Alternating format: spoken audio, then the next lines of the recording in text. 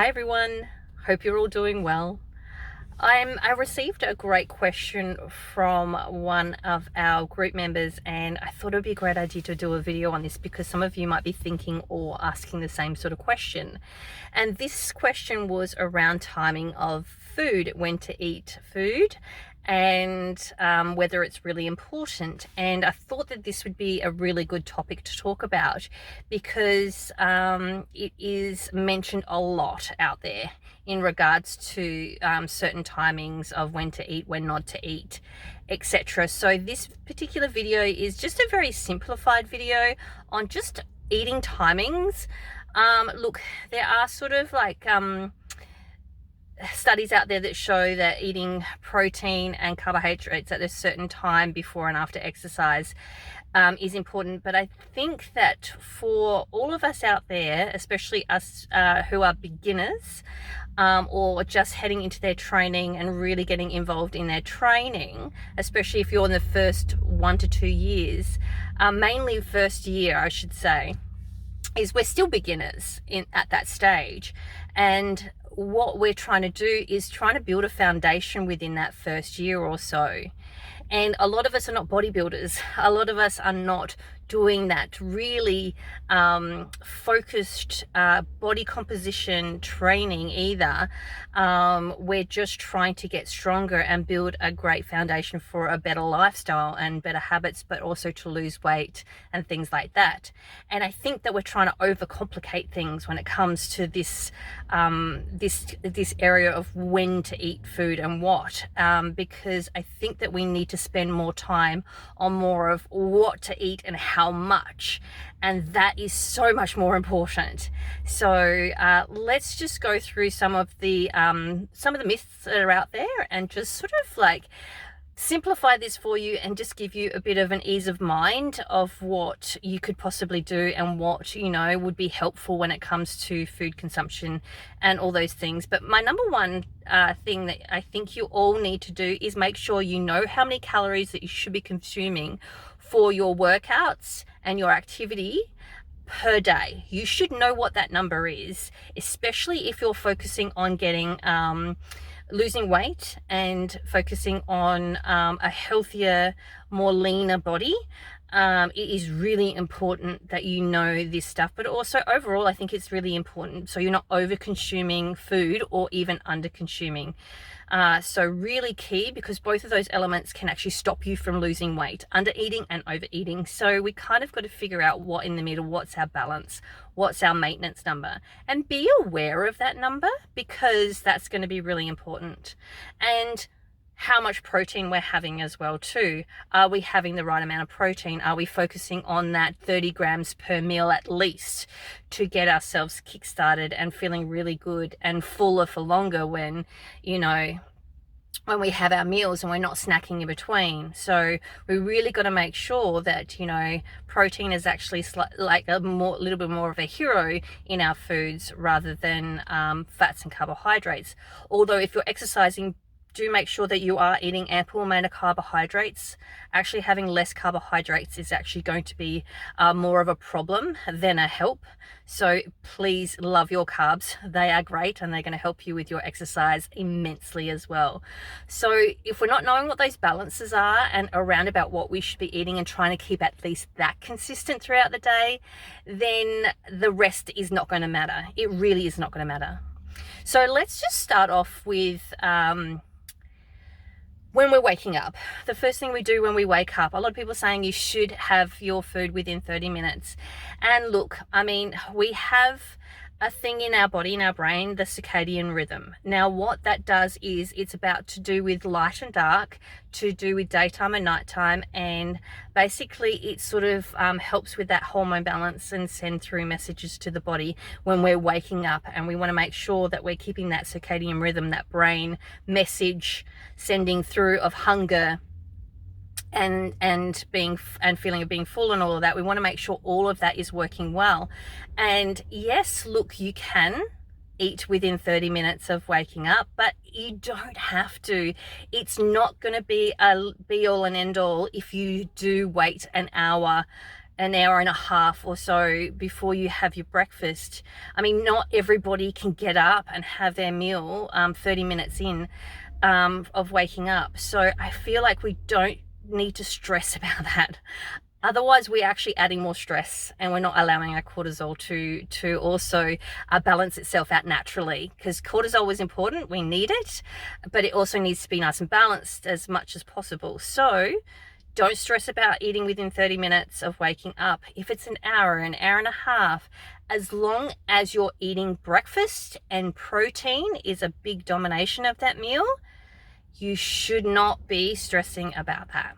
Okay, so as long as you're having breakfast, hour and a half, like hour, I mean, you can even let it be 2 hours. Just make sure you're having breakfast, and make sure that that breakfast is substantial as well too.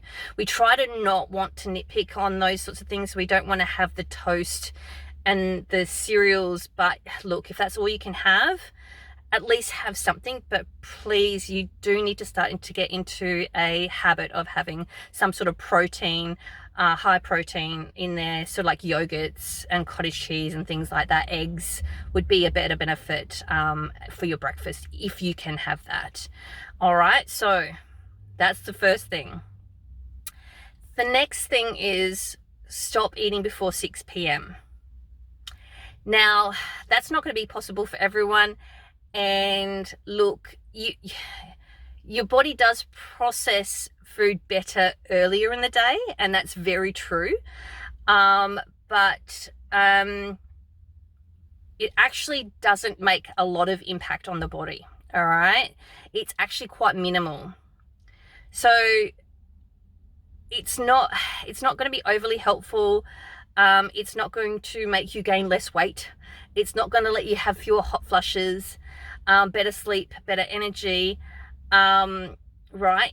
But at least, you know, allowing a few hours, not eating a few hours before bed, 2 to 3 is a really good time frame. Making sure that you've eaten 2 to 3 hours before bed, and nothing sort of after that is probably beneficial and is actually going to be more helpful. Your body is going to probably be able to cope with what you know you've eaten, but make sure that you're eating something substantial as well too. It has protein, it has carbohydrates, it has all those things, because you also want to make sure your blood sugar levels are actually staying nice and stable while you're sleeping, because sometimes the reasons why we wake up 2-3 o'clock in the morning is because our blood sugar levels or insulin has dropped, and our body is craving and then starting to get that hunger hormone and saying, I need to eat. So yes, we don't want to eat too late because it's not really going to be helpful, but we don't have to be too early either. So 2 to 3 hours is perfectly fine. Allow your body to settle down and go through to that sort of like settling down mode and that getting ready to sleep mode. And it's basically, you know, if you normally eat at 9 p.m, maybe shift it to 8 p.m, something like that. Look, you know, shift workers are going to have more of a bit of a struggle with this, but if you can use that 2 to 3 hour time frame, that can be a little bit more helpful. It's hard when you don't really have a big routine, a proper routine, I should say. So just see how you go with that. But small steps, like just focus in on that. But if you are having it by 6 p.m, that's okay too. Just hopefully make sure that you're having a substantial meal too, as I said, so you can make sure you're getting all the right foods in and that you're not waking up hungry or anything like that during the night time. The next one is eating before exercise. And this is a huge one, and it also depends on what you're doing. So if you're going for a walk, you're doing light workouts, and you're only in the early ages of your fitness journey, you're not doing anything too hectic, right? You're just slowly bringing yourself into exercise and building yourself up to the exercise. You don't really need to worry about eating beforehand. I mean, it's helpful to have something in your stomach, but if your body says no and you're feeling queasy and it just doesn't sit well, it's okay. Sometimes I just suggest to people having a banana beforehand, you know, at a certain time, or having a little bit of yogurt with some berries or something beforehand can be helpful. So like if you're doing something light, it doesn't need it to be anything too hectic, really. It's just something that maybe could be helpful to give you energy for your exercise or your workout. But if you are doing a more tougher regime, strength training and trying to build muscle, and you need that energy throughout your session, you don't really want to go into those workouts with an empty stomach, because you won't have enough energy to get through that workout. So we have our carbohydrates turns into glycogen, and that sits within the muscle and the body ready to go for the exercise. So you need to make sure that your body has something ready to go sitting there. All right, it can't work on empty, especially when you're doing the strength training and you're focusing in on really heavy lifting and pushing yourself with your weights and things like that. So high intensity exercise too, all that stuff that needs that energy boost, we need to make sure that we actually have that energy source within us ready to go. So having something small beforehand is definitely important. I would say 1 to 2 hours beforehand can actually help with your performance. Something, as I said, like before, yogurt, but also fruits, eggs on toast. A smoothie is good too, but nothing too heavy if you don't like to have food in your stomach again. So just enough to keep you fueled is really important, and definitely listen to the body. So if you're feeling dizzy, you're feeling flat, or if you're just feeling really lethargic and you just feel like you don't have any energy in the tank, you need to make sure you need to be eating beforehand and start to change that routine up a little bit. Now, what to eat before and after. Look, there's a little bit of a guide that sort of says you're better off having carbohydrates before.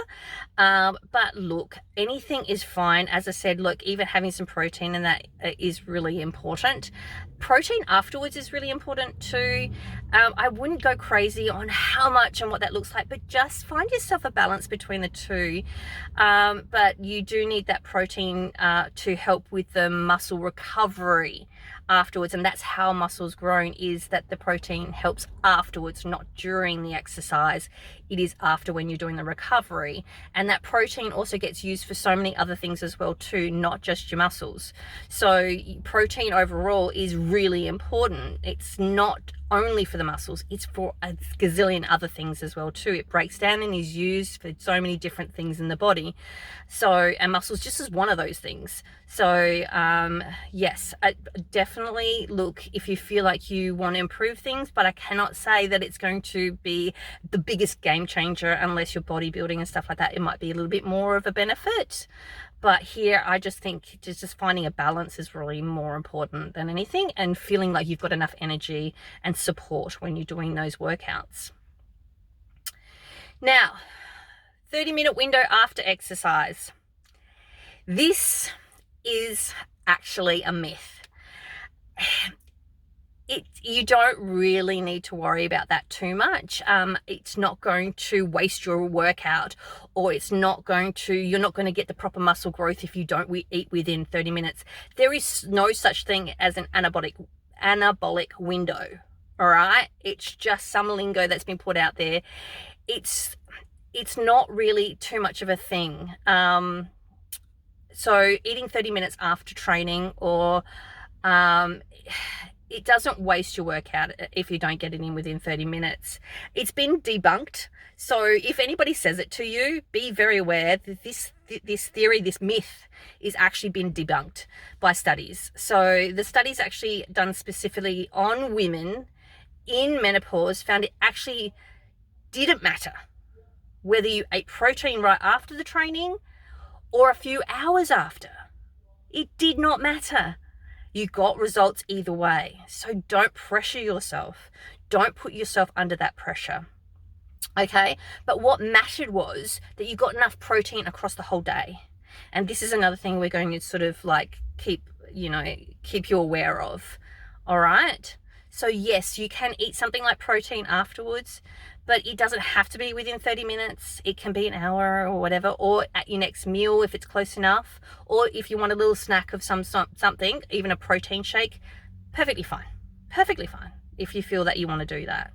All right, but don't stress because it's not going to make any difference. It's not. So don't worry, you haven't ruined anything. So let's look at what really matters in this, okay? How much protein you eat matters, all right? And how much protein you eat across the whole day, not in that moment, all right? Spreading it across the day from morning through to night. That is so much more important to you, all right? Full stop.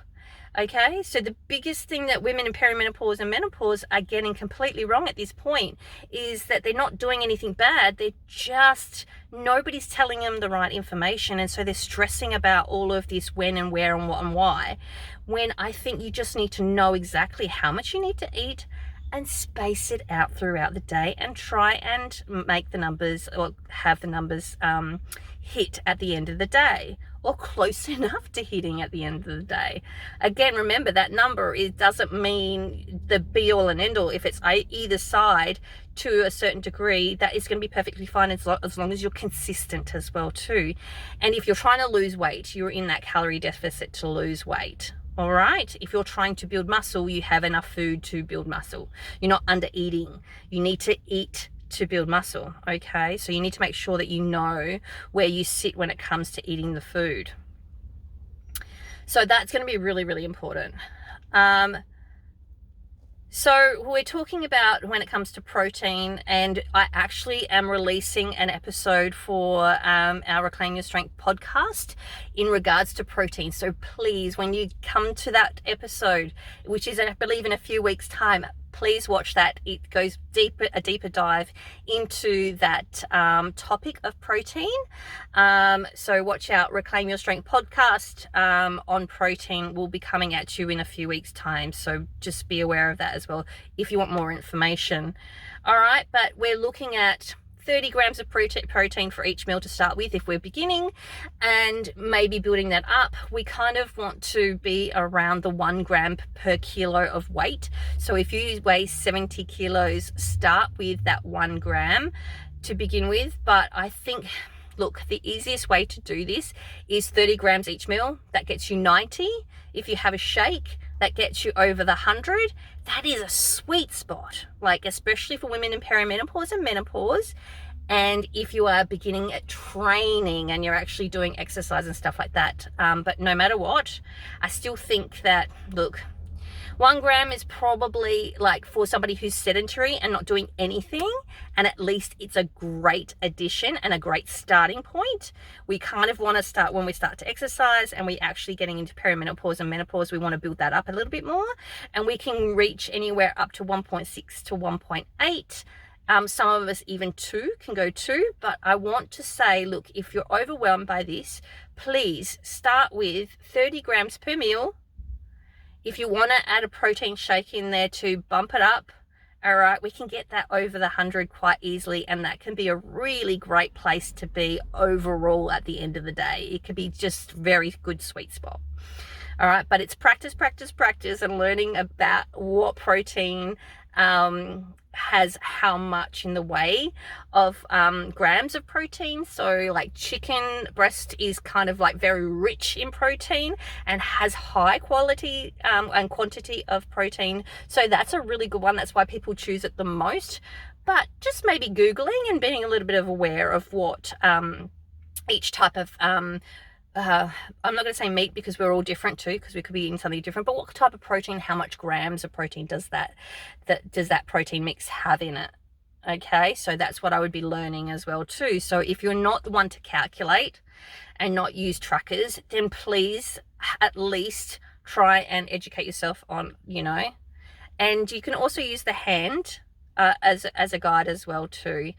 If anybody's interested, I have a protein guide as well too, which has all of this information in. So if you want to comment below and let me know if you're interested in that, we can give that to you as well too. We can send that out to you, and that will give you even more information than what I'm giving you now on protein, and plus the podcast as well.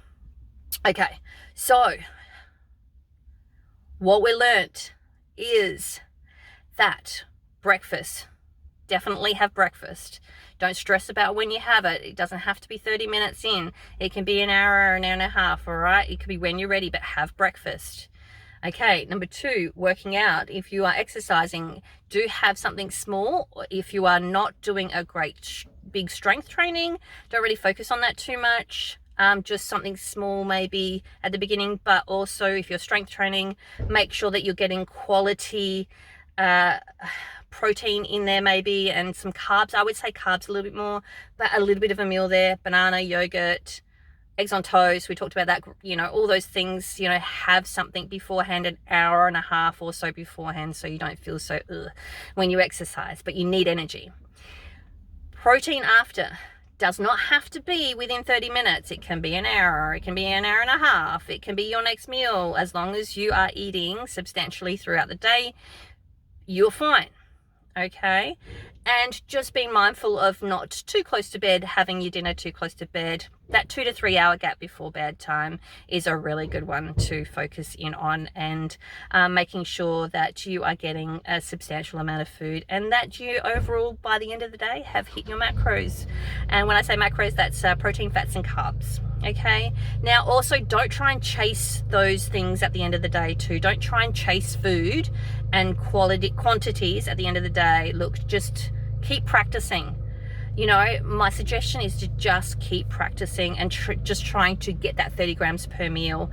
Practice. That's the best thing you can do. Okay, so hopefully this has answered the question somewhat. If you do have any further questions in regards to this topic, please comment below, because we can definitely elaborate on this. But what I want you to do is just space it out throughout the whole day. It's more beneficial if you space it out throughout the whole day and have a nice balance through the day, and hit your numbers at the end of the day if you possibly can.